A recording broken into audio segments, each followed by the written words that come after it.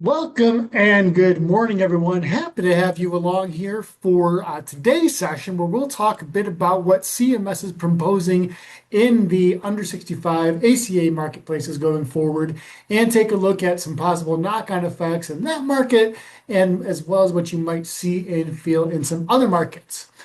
Just working on a pretty shortened timeline for this rule. Which we'll get to in a moment. But it's important that you're aware of what's happening so you can start preparing for what might happen come OEP. Thank you all for spending the time with us here this morning. My name is Randy Lober, Growth Marketing Manager here at Action Benefits. Part of my job and a big part of my job is helping you all grow your books of business. And today we're doing that, like I said, by showing you the legislative landscape and the rulemaking landscape that you may be facing coming up, and also inform you of your opportunity to influence, change that landscape by means of offering some public comment on that. Joining me today is Chelsea Gomez, Learning Development Specialist, and my partner in crime here at Action Benefits. Chelsea, say hi to the people before we begin, please. Hey everyone, thank you for spending some time here with us today to get to know some of the things that possibly are coming down the pipeline for you in 2027 on the marketplace. Lots to cover, so we'll go ahead and jump in. Please put any questions you have into the chat and you will have me answering them as soon as I can. Thank you for Yep, and we'll take some time to answer some bigger questions here as well. You're going to have lots of questions, especially for, frankly, some of the newer things that are slightly unconventional, especially if you've been practicing the ACA space for a while, that we might see here. Yeah, let's dive in. Today's session is titled "Premiums Might Drop, but at what cost?" And we should say that this is really a rethink of marketplace coverage in a lot of ways. You're going to see us talk about some new proposals. Hi, Dave. Some new proposals, some new kinds of plans being offered, some changes to bronze plans that are really big, some new catastrophic plans, multi-year catastrophic plans as an option being proposed here. Lots of stuff to think about that doesn't really equate to what we've how we've come to know the ACA over the past decade and a half or so.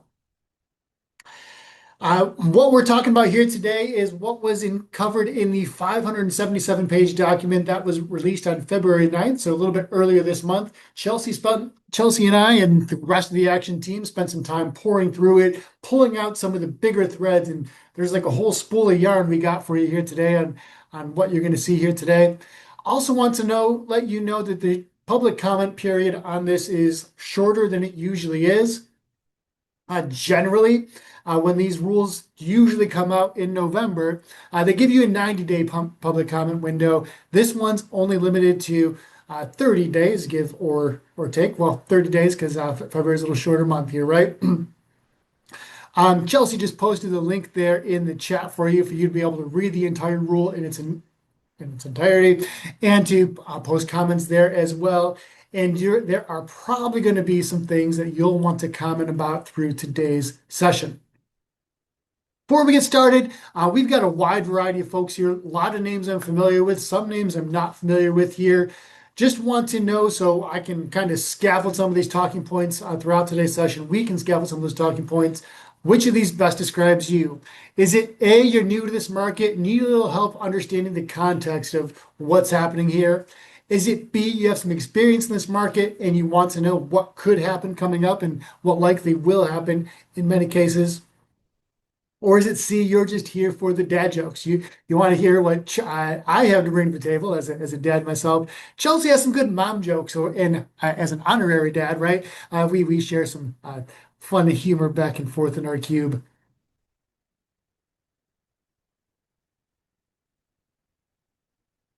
All right, lots of folks with some experience in this market. Some folks saying that they're brand new here, but I'm going to the bulk of our audience is saying they have some experience here. That's good news. If you are one of those folks that are saying A, please feel free to raise your hand or use the Q&A or the chat. And if you need a little more clarity on something, please let us know. But I am going to go forward and assume that you have a working knowledge of the marketplace.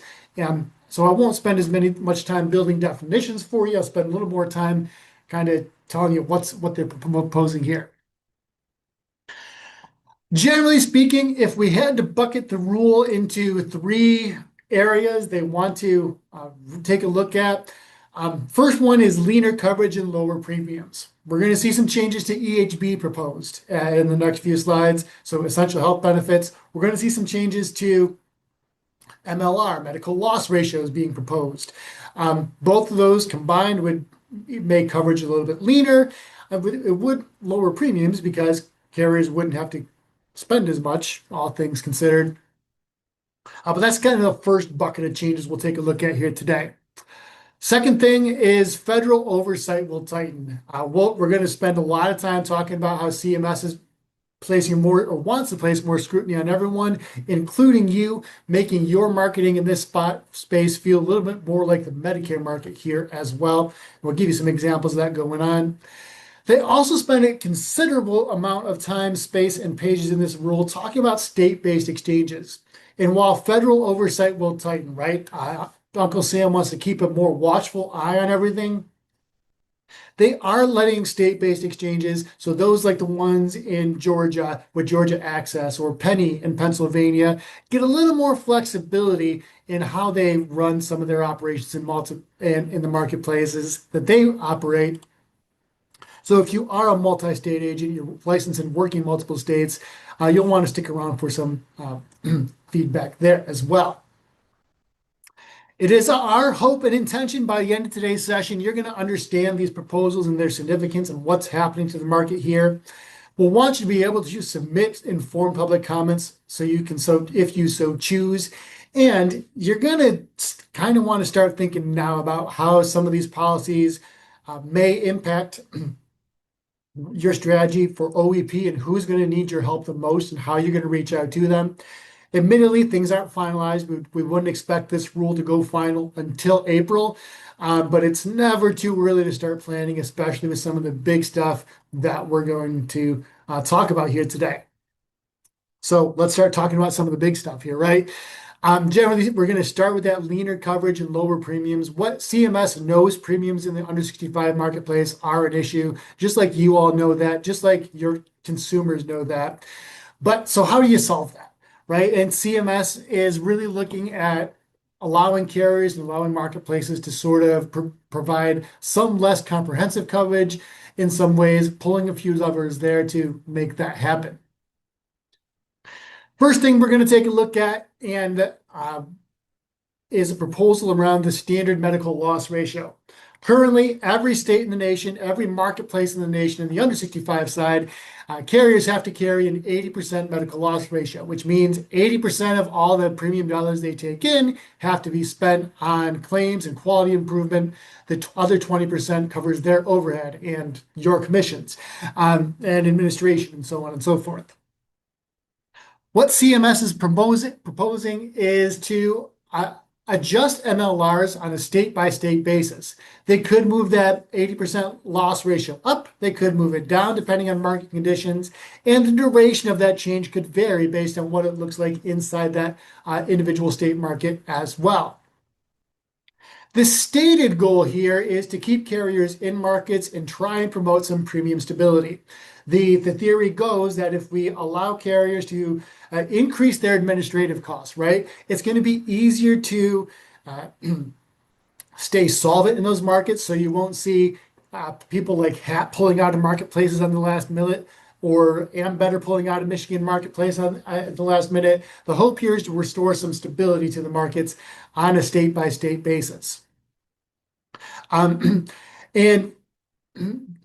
But there are some potential impacts that could cause downstream here as well.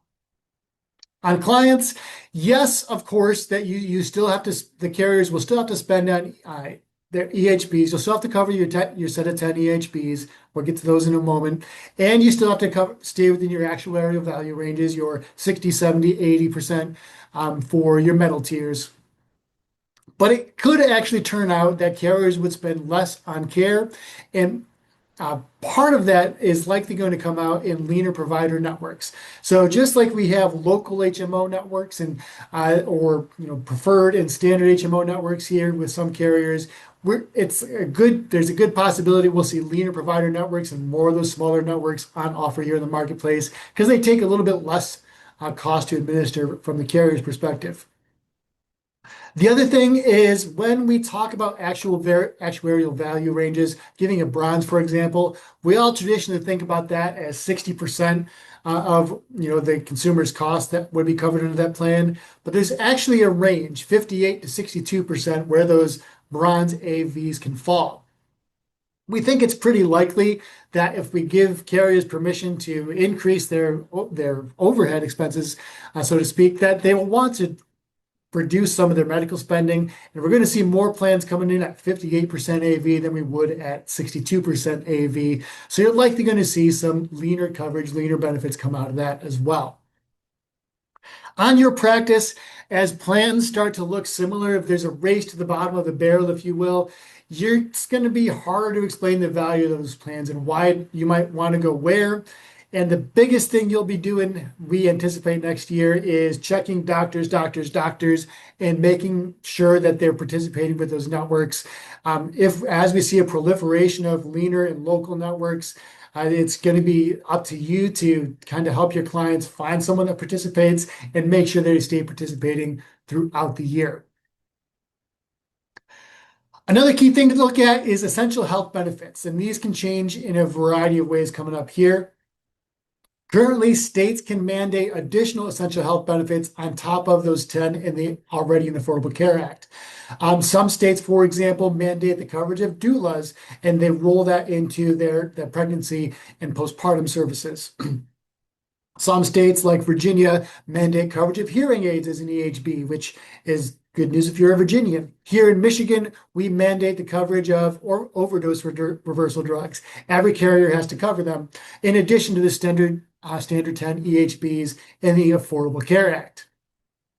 And currently, states also have the option of incorporating adult dental as an EHB. That's why you see some of those plans in the marketplace now from Blue Cross and Priority that roll in the dental or preventive dental, at least, into that marketplace plan. CMS says, or is thinking that requiring carriers to cover those additional benefits, of course, is driving premiums up. So they're instead proposing to reclassify these services as in addition to EHB. And under the ACA, states have a big choice to make. They either pay up to help carriers pay for those benefits, or they drop them as requirements for essential health benefits. So currently, if we take the Michigan example, we require all carriers to cover overdose reversal drugs. The state would either have to foot part of the bill and help defray some of those costs for drugs under this framework, or we would drop that as an EHB entirely if the powers that be decided the state didn't have the budget to cover their share of that drug. The CMS is also proposing a pause on EHB benchmark plan review. So every year, states have the opportunity to say this is what our EHBs are for the year, and CMS has approved those historically. Right now, they've paused those for a number of reasons we'll talk about here later. And CMS would outlaw the inclusion of adult dental as an EHB here as well. So some big impacts there. Of course, states may drop benefits if they can't help cover some of those costs. The overall scope of those EHBs may be narrowed, and the gap between ACA plans, especially in states like California or Vermont or Virginia that do have those enhanced EHBs, in those markets, if you happen to be working in those, the gap between ACA plans and short-term plans shrinks a bit, right?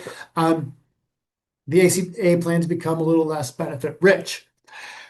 What this could mean, and maybe it doesn't mean a ton in Michigan because the only extra EHB we mandate is the overdose reversal. But nationwide, and especially in states like California or otherwise, you might have people leaving ACA risk pools and clients who have become accustomed to those benefits might be disappointed and say, it doesn't matter if my insurance is ACA compliant or not. I can go find something else that fits me at a lower price point.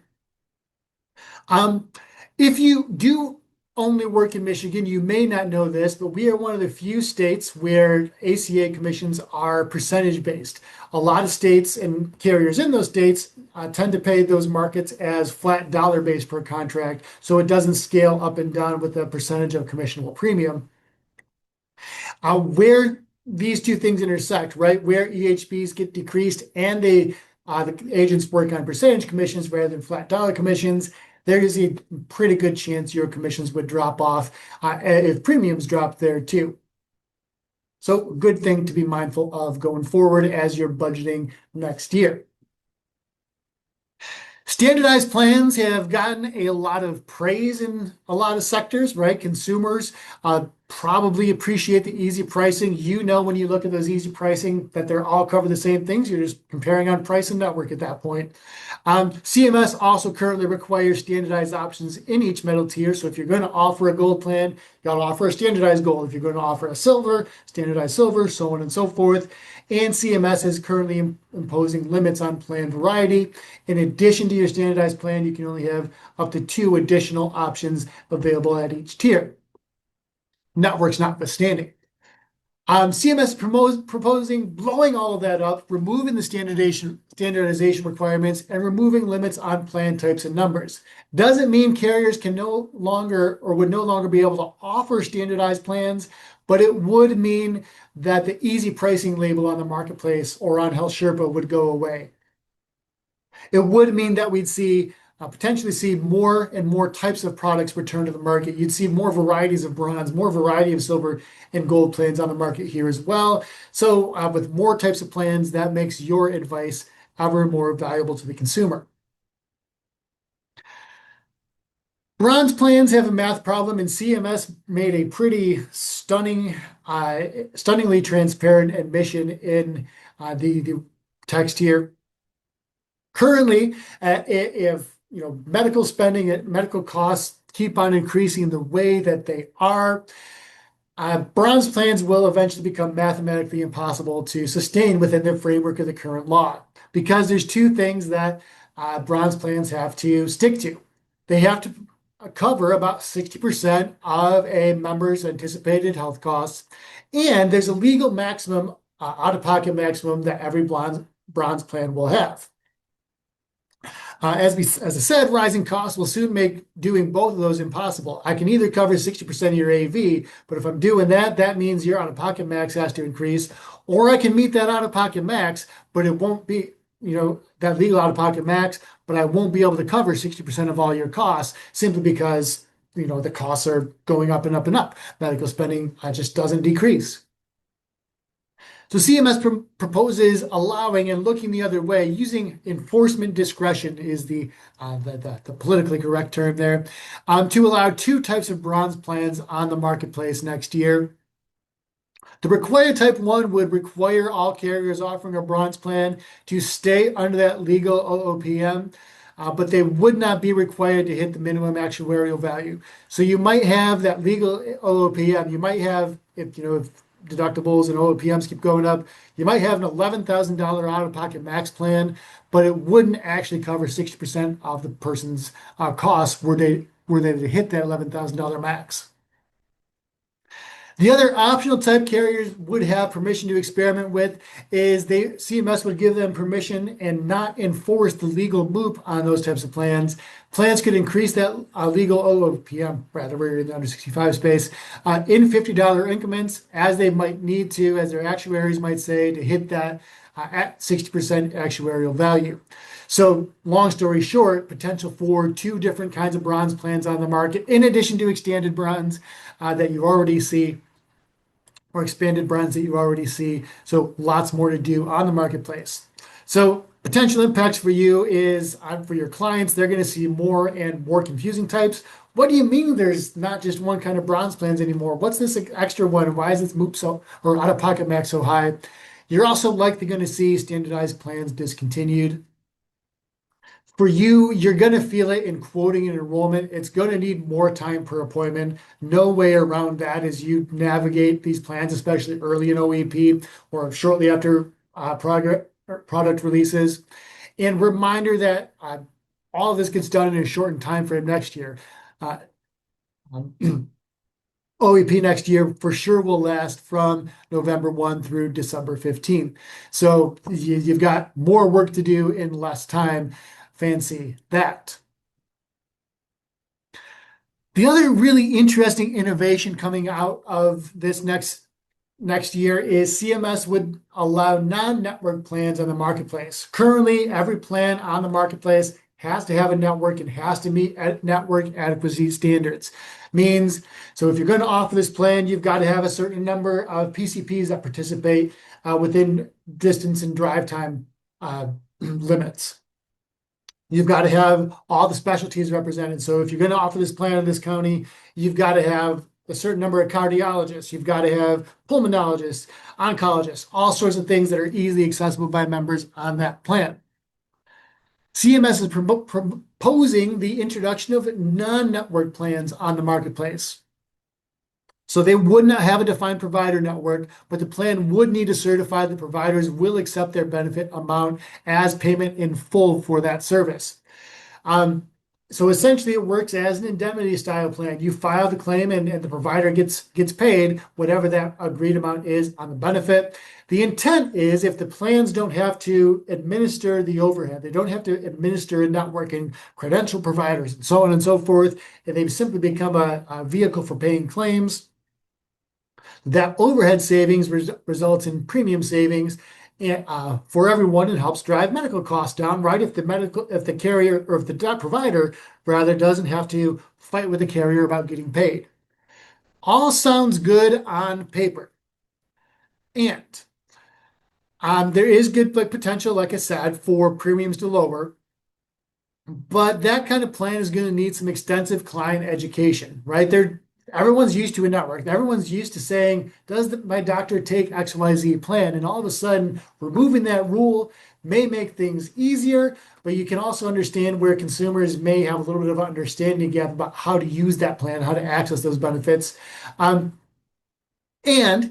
I would wager that there's a probable need to document and cover your assets if you're selling those plans, right? Going forward, you're going to want to make sure that the customer understands what they're buying, maybe have an additional piece of acknowledgement or disclaimer for them to agree with here so they understand exactly what it is they're getting into going forward there.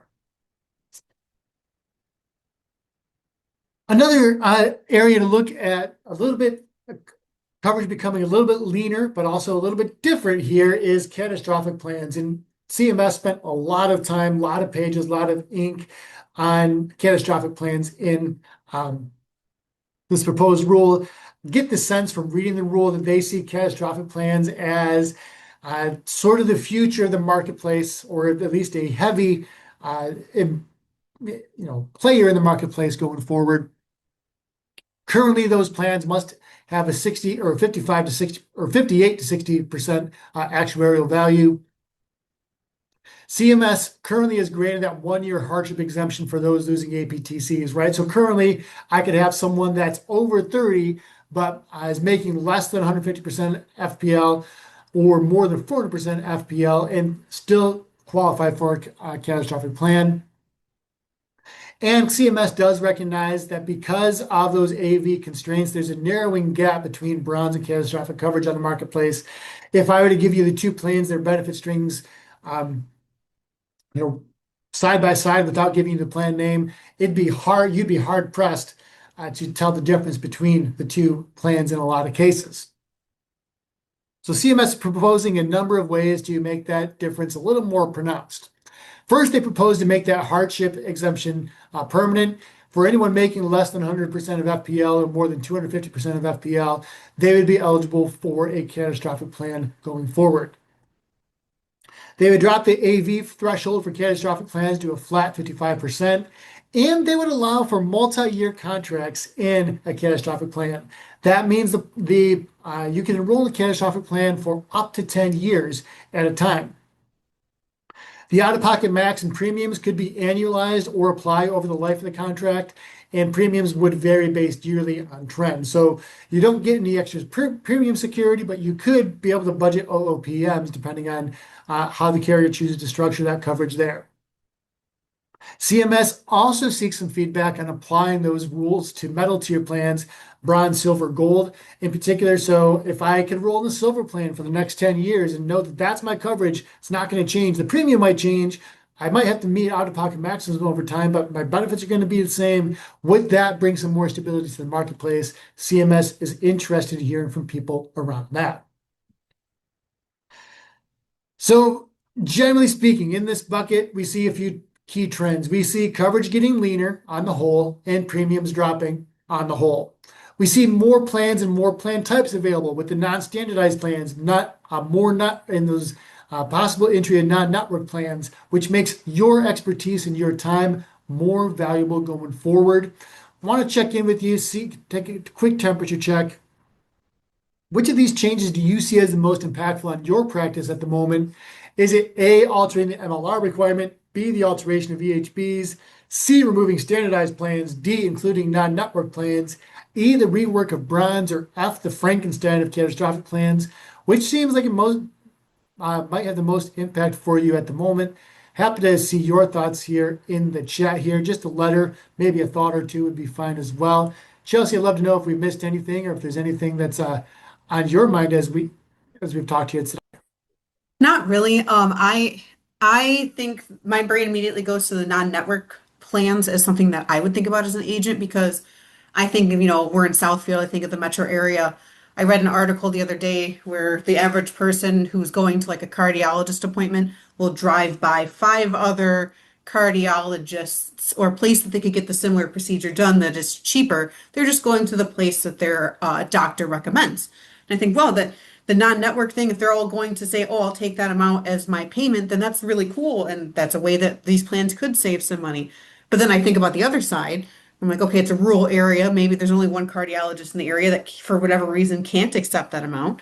I think, well, that person with that non-network plan would be stuck with no cardiologist that they could see in their area and might not have made that choice when they didn't know they needed a cardiologist. And now they're like, oh man, why did I?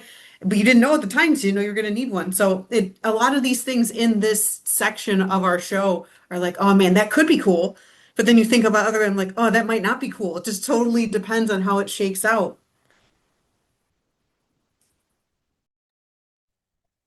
Yeah, Matthew. Certainly non-network does seem like a headache going forward, right? And I get where CMS is coming from. They're trying to innovate here in this case, but it's going to be confusing, right? Like I said, it's going to need some patient education going forward if you choose to enroll in that, or client education going forward if they choose to enroll in that sort of plan. And we have to be ready for that, right? We have to be able to cover yourself going forward here. Yeah, and in spaces where there's no providers like the UP or really lots of rural areas in Michigan, they're thinking on the Medicare Advantage side for a minute. All those counties that carriers withdrew from this past year, a lot of them did it because they can't get enough specialists in network in those areas. So it's tough, right? We're gonna have to see how that all plays out. Second big bucket of changes that CMS is proposing rather is federal control, federal oversight. More and more of it. There's some you'll feel right away, some you'll kind of see on the edges here. And we're going to take a look at how CMS wants to respond to a lot of those accusations of fraudulent enrollments and broker fraud going forward here. So first thing you'll want to be know of, like I said, you want to be aware of is the CMS would look at new limits on your marketplace marketing. And generally speaking, if we were to compare, how you market yourself in the Medicare market to how you market yourself in the under 65 market's the Wild West. You can do darn near anything you want within reason in the marketplace. CMS's worry, though, is, and borne out by, depending on the data sources and news sources you read, is that there's been high pressure sales and fraudulent enrollments on the marketplace, which is increasing the cost for the marketplace, increasing premiums for everyone. So bad news bears. What do you do about it? CMS is proposing explicitly outlawing a few behaviors they're seeing from agents and brokers in the marketplace. So you can't offer rebates to encourage enrollment or any gifts to encourage enrollment. Not that any of you are, but they put this explicitly in the marketing regulations here. Can't promise a $0 premium going forward. Can't use government-owned logos or even the healthcare.gov logo in your marketing, just like you can't use the Medicare logo in your marketing at this point. Can't create a false sense of urgency. What they noted in the rules that especially around SEP timing, they have noted that several online brokers have said you only have 30 days to make it, to make an enrollment. And in some cases that's true. But we know that some SEPs go as far as 60 days outright, especially in the marketplace. So some people are trying to create high pressure sales by fudging those timelines a little bit. That would be a no-go here. Same with misconstruing laws or rules to encouraging enrollment here. They're seeing a lot of less scrupulous brokers imply to consumers that the individual mandate is still in place. And that would be a no-go here as well. Nor would you be able to use celebrities or politicians to encourage enrollment. So somehow in the Medicare market, right, you can still pay Jimmy Walker to say, these plans are dynamite, come enroll. CMS proposed the outlawing of celebrities in marketplace related endorsements or in advertisements, which is kind of an interesting change here. The other thing, especially if you have people working under you in your office, is that CMS would hold the principal agent accountable for all marketing materials used under the agency name. So just like they have in previous rules where they've tried to fight, broker fraud and fraudulent enrollments and things like that, the principal, everything would fall on their heads for making sure everyone in their downline is compliant going forward. So it would be a good idea to, for example, review a lot of the marketing materials in use on the under 65 side. CMS made these rules because the potential impact they want out of this is that they don't want clients giving out their PII prematurely because they feel pressured to make an enrollment, to make a decision. They don't want, unscrupulous brokers enrolling them in plans that don't fit. Or sneakily enrolling them in plans that don't take any of their doctors. So they're trying to make consumers a little more cautious with their PII here. On your practice, of course, the agency principal or you as the agent, if you're a one-person show, would be responsible for your marketing material, whether you create it, whether the carrier creates it, whether a marketing agency creates it, or whether you use something that we create for you to use. The ultimate responsibility still falls on you to maintain compliance. We would highly encourage you that if you do have any marketing materials, even if it's your business card or anything else out there, you take a look and make sure that you audit it for compliance. We're happy to help you with that here as well. CMS also is seeking comment on a retention policy.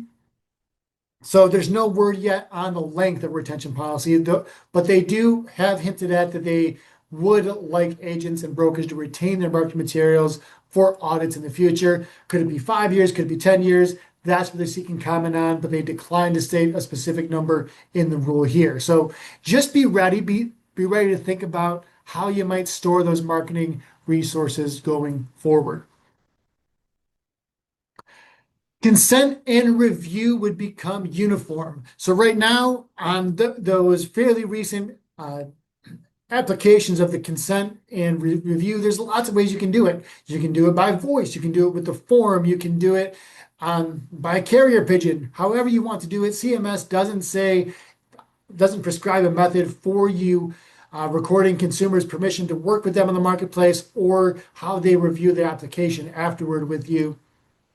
CMS has acknowledged that does create some confusion. It's really difficult to enforce that. So they are proposing to standardize a form for both recording consumer consent to work with you and the review of the application.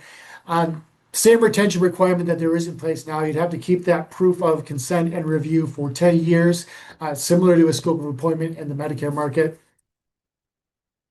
going forward from there.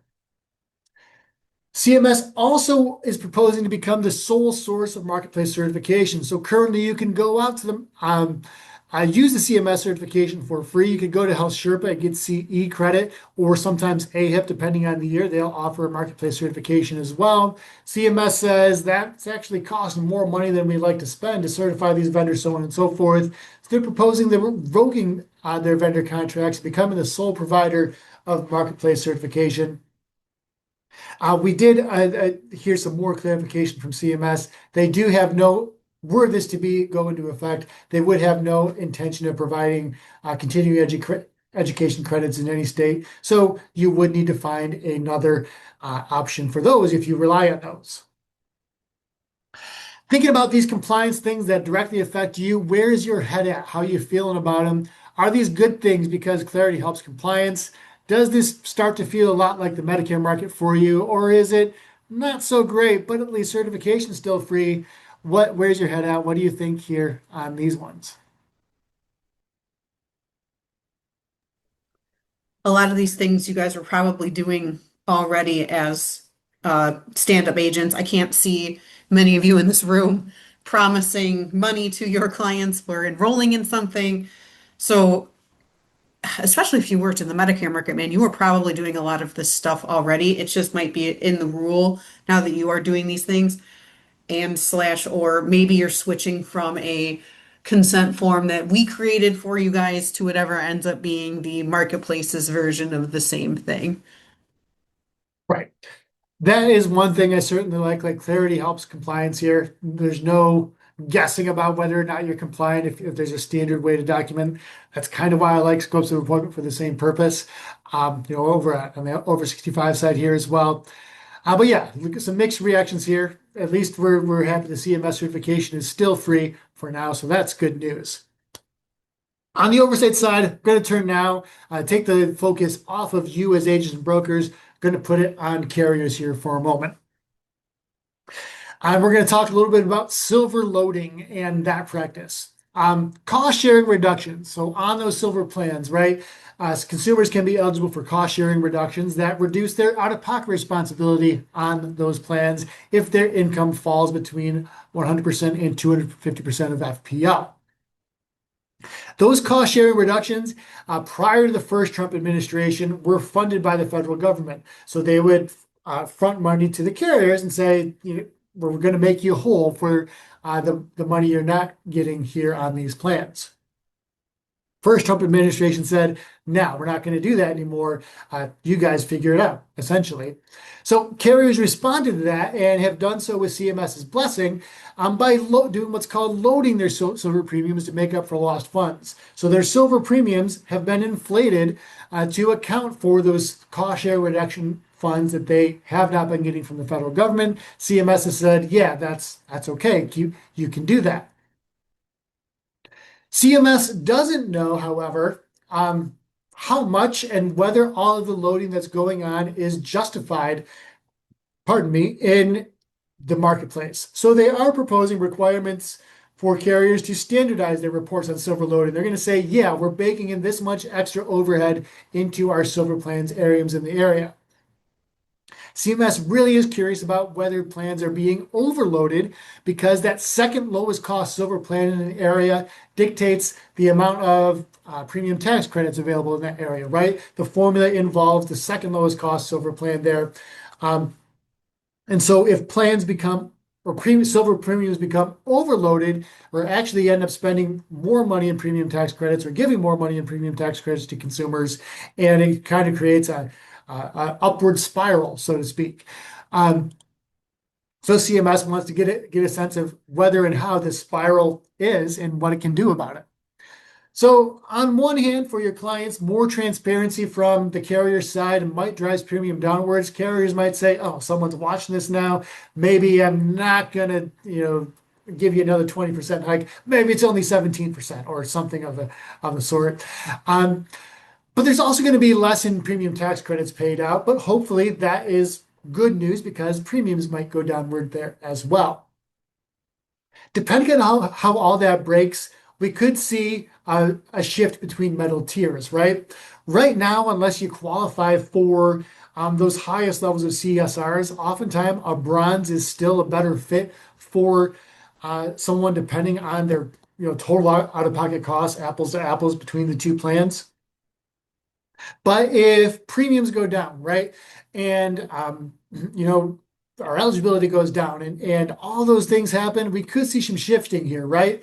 Likewise, we could see enrollment go the other way, where people stay in silver going forward. So be wary of those. Take a close look at plan designs and premium rates when they come out, because it's going to really impact where consumers will land going forward.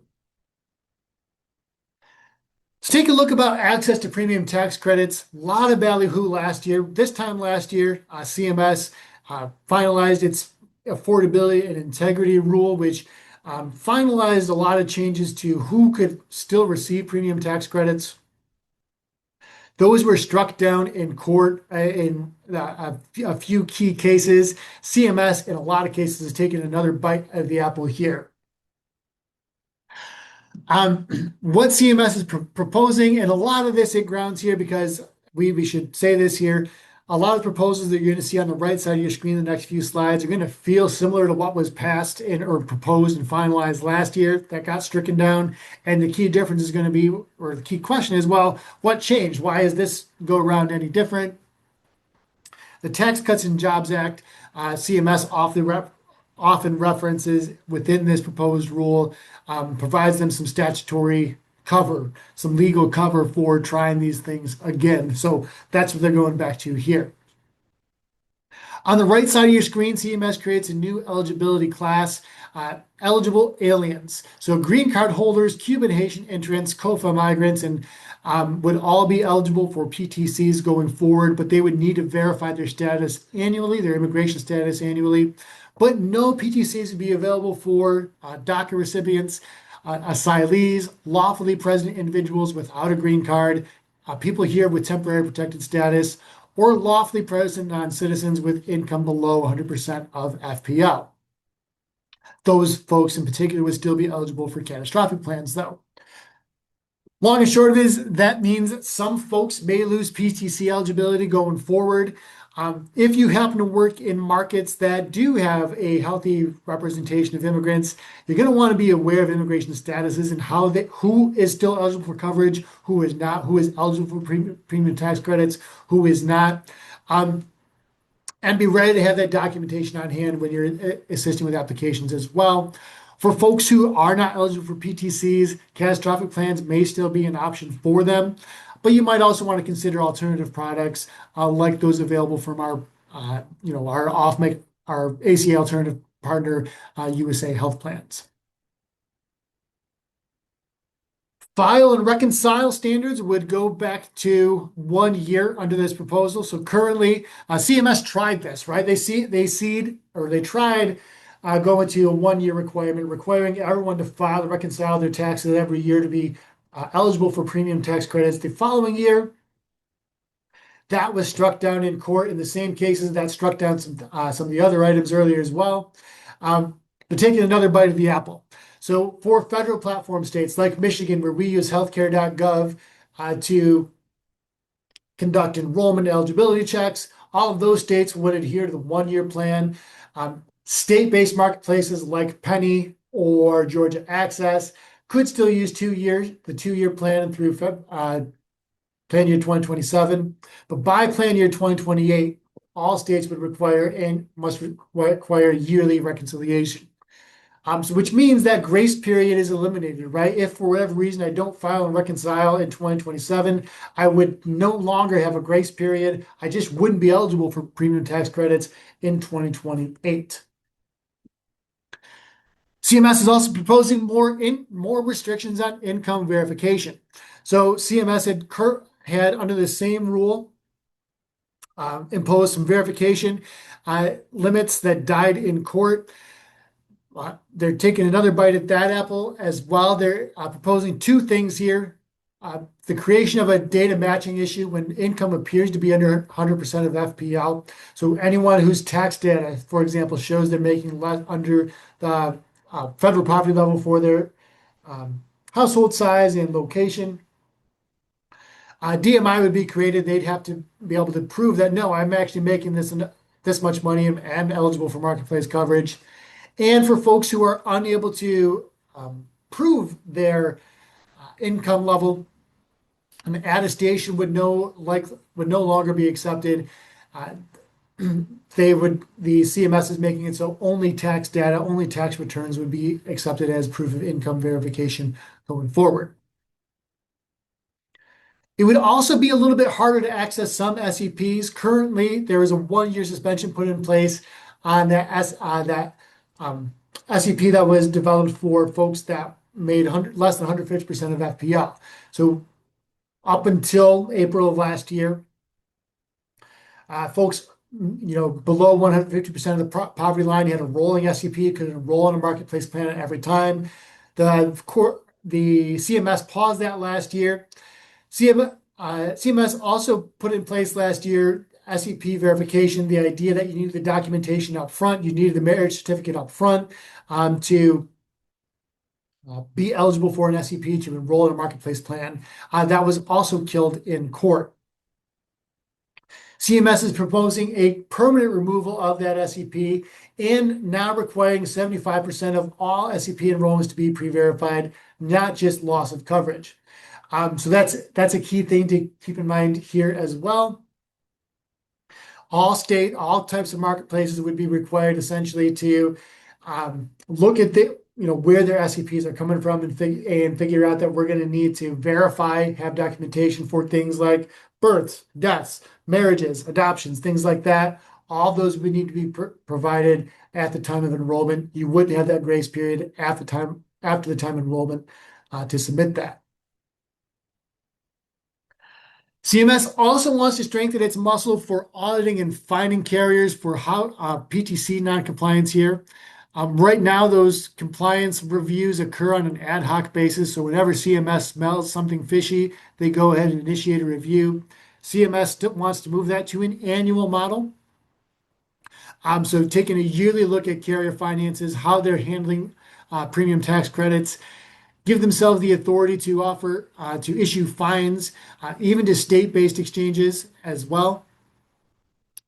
So beyond just the federal marketplace, and grant the authority for administrative law judges to issue subpoenas. So this is from the carrier standpoint, this is a spot where their ears are pricking up, right? There's more attention being paid to how they handle PTCs. In both state-based marketplaces and the federal marketplace. So we'll likely see some news coming out of that as well. CMS also realizes that state-based marketplaces, or they acknowledge rather, that state-based marketplaces provide an opportunity for more improper payments, more wasteful spending for tax credits. They propose to allow for independent audits of how states are administering their premium tax credits. And as they find high error rates, CMS would impose a correction plan on that state and monitor them going forward. Generally, probably a good thing going forward. So some of those things impact carriers. Some of those things impact folks, income and eligibility at large. How much will your book be impacted by that reduction in who is eligible for APTCs? Is it not at all, marginally, significantly, or it's not good at all? Does it blow up your whole book? How does it impact you here at the moment?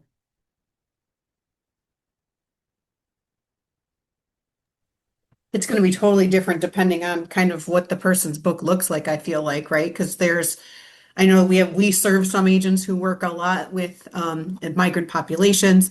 They're going to see lots of shift, right? Or if you work with people who don't, maybe a lot of like self-employed people or I always think of waitresses or waiters that they don't necessarily always have like a testable income easily available where they don't have like it's going to be a little different. I remember my sister having to go through all that stuff when she waited tables back when we were young, but all those things might affect your book now, right?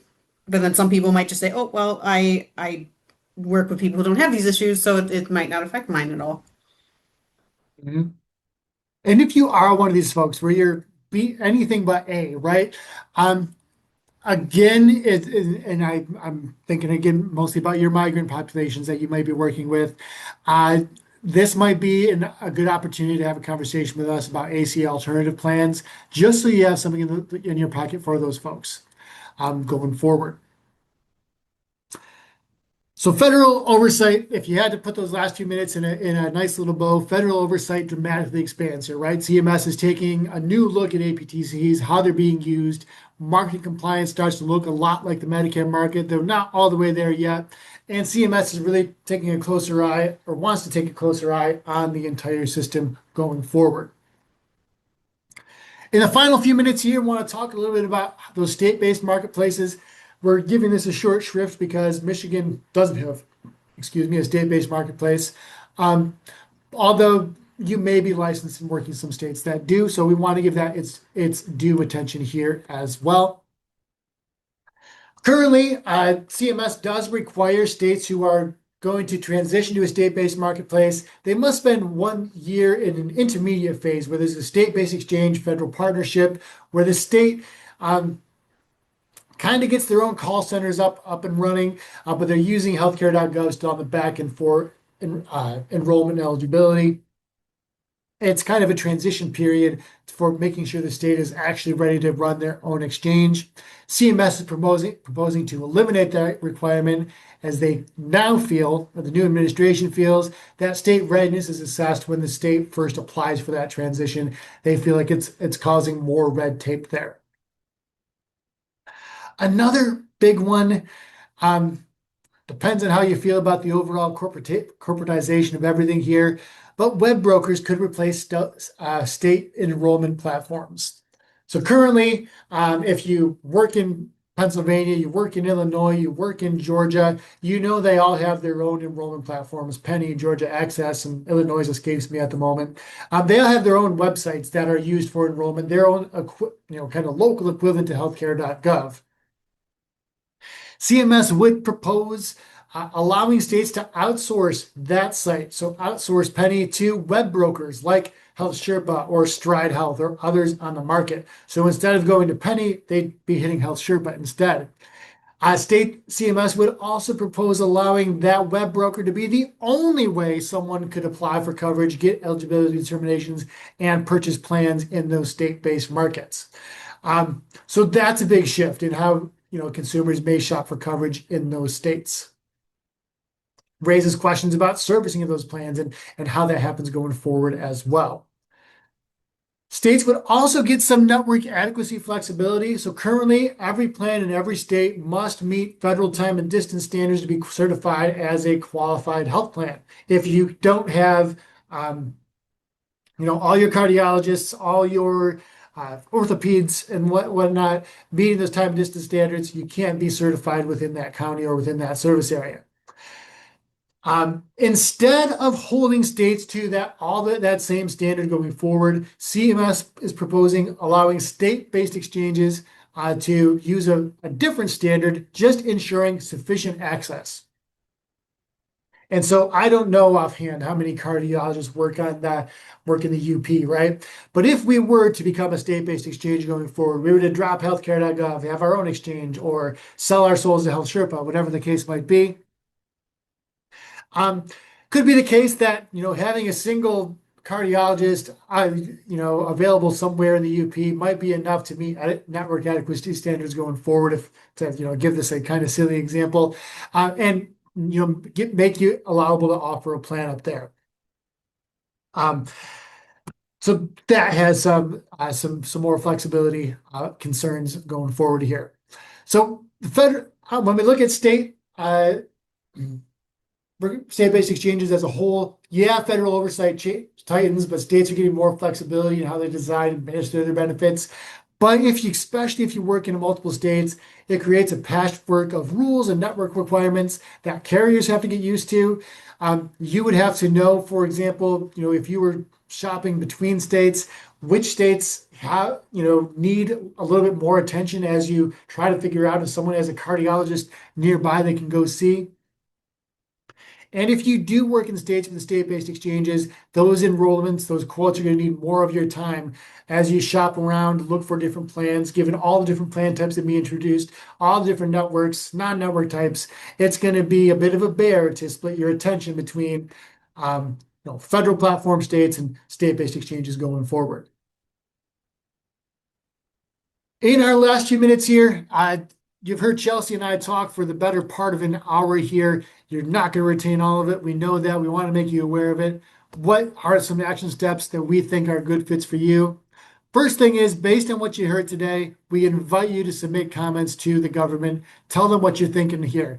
If you had a strong reaction to anything here throughout, as you heard us talk today, please share that with Uncle Sam. This is your chance to get directly in CMS's ear. They are legally required to read and respond to every at least theme of comments that they see here. So even if they don't take your comment into consideration, they don't act on it, rather, they at least have to tell you genuinely why they didn't consider it going forward. What most impacts you is likely the marketing impacts, the quality of coverage going forward, and your client populations. For those of you who are saying these eligibility requirements really impact my book, let Uncle Sam know, right? This is your chance as good as any to get right in their ear. Want to think about the impacts on your clients going forward. So identify some folks, kind of do some back of the napkin math. Who could lose PTCs going forward? How might you communicate with them? Review the states in your book, and we can help you do this, that do offer enhanced EHBs. For example, we require that overdose drug. It's the only EHB we offer, or we require in addition to the 10 EHBs. But if you are licensed and working in multiple states, then be aware of those and how that might change coverage going forward. Be prepared to create talking points for your clients in those states as well, and help to start kind of set some expectations for OEP 2027. And do start thinking about how you tell folks that you don't have so long to enroll next year. In terms of your business, you want to audit your marketing materials, make sure they're all on the right side. Chelsea, myself, everyone here in the Action Office can help you do that here as well.